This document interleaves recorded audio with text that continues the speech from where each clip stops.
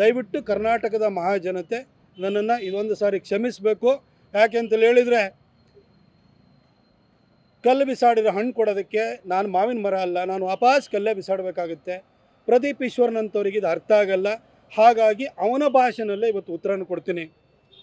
ಪ್ರದೀಪ್ ಈಶ್ವರ, ನೀನು ಕತ್ತಲಲ್ಲಿ ಕಾಣಲ್ಲ, ಬೆಳಕಲ್ಲಿ ಹೊಳೆಯಲ್ಲ. ನೀನು ಚಿಕ್ಕಬಳ್ಳಾಪುರದ ಗೌಡ್ರುಗಳು ಸುಧಾಕರ್ ಅವ್ರ ಬಗ್ಗೆ ಒಂದು ಸಣ್ಣ ಮುನಿಸಿಂದಾಗೆ ನಿನ್ನಂಥ ಒಬ್ಬನ್ನ ತಲೆಕೆಟ್ಟವನ್ನ ಗೆಲ್ಲಿಸಿದ್ದೀವಿ ಅಂತ ಅವ್ರಿಗೆ ಅರಿವಾಗಿದೆ. ನೆಕ್ಸ್ಟ್ ಟೈಮ್ ಗೌಡ್ರು ಬಲಿಜರು ಎಲ್ಲ ಸೇರಿ ನಿನ್ನ ಬಡದೋಡಿಸ್ತಾರೆ, ಬಿಡು. ಆದರೆ ನೀನು ಮೊನ್ನೆ ನನಗೆ ಹೇಳಿಕೆ ನನ್ನ ಬಗ್ಗೆ, ನನ್ನ ತಾಯಿ ಬಗ್ಗೆ ದೃಷ್ಟಿಯಲ್ಲಿಟ್ಕೊಂಡು ನಿಂದನಾತ್ಮಕವಾಗಿ ಹೇಳಿಕೆ ಕೊಟ್ಟಿದ್ದಿಲ್ಲ. ಅದಕ್ಕೆ ನಿಂದೇ ಭಾಷೆಯಲ್ಲಿ ಉತ್ತರ ಕೊಡ್ತೀನಿ ನೋಡು.